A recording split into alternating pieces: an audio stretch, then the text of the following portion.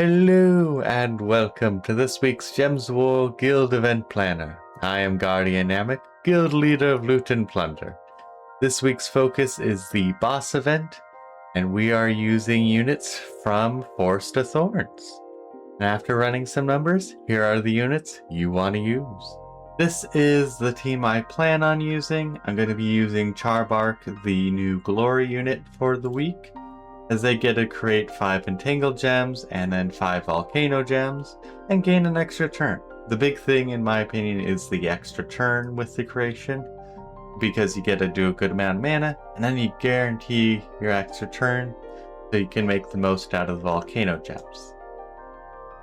And then everyone should be using Ember Petal, who is the boss killer for the week, and they get to deal some damage and then destroy Volcano Gems, which synergizes nice and well. A lot of times the weekly units will synergize. And then for damage outside of killing the boss, I'm going to be using Rowana, as she gets to do scatter damage boosted by her armor, so she can easily do close to 300 points of damage.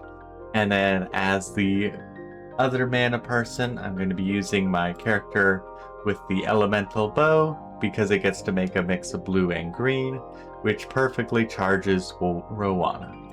And also, this team is pretty much an elemental team, or a Fey team, or a Forest of Thorns team, but I went with the elemental class from Nexus due to the elemental bow wanting elemental allies. Now, if you're looking for some other options, I have actually gone around to make a nice little infographic for the week.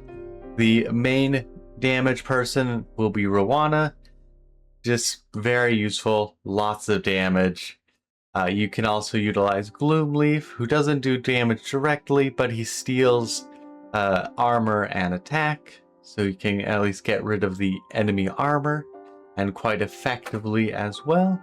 You can also use the Werestag, who gets to do some skull busting and some true damage, so good power there. You can also use the Vinepire, which is the life-stealing plant, which is pretty decent. Not amazing, but pretty decent. They were quite fun to use when they first came out, but they're only single target, so a little limitation. Or the Grimfeather, not Father, who gets to do true damage to 2 enemies, and then on a kill, it gets to create some purple gems. Very nice and simple. Some decent damage options. Most likely you'll have Rowana, as she is only epic, but you also might have the Vinepire due to the Glory event that happened a few months ago, actually. It's been a little while at this point.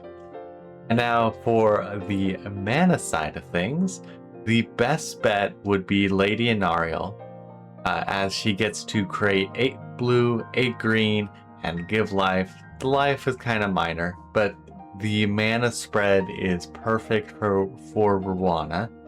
But if you want to stick with Fey and Elemental, the Dryad gets to do something similar. They get to create some gems, and also give life and barrier.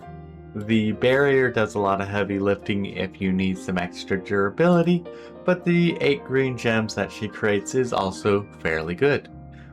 And then the final option for good mana is the Wood Rhinax, as they get to transform, I believe it was red to green, and then do some damage. Damage is there, it's nothing to, be of note, but the transformation is always nice. I also almost forgot the Forest Trolls. They get to double the number of green on the field and then create 3 more green.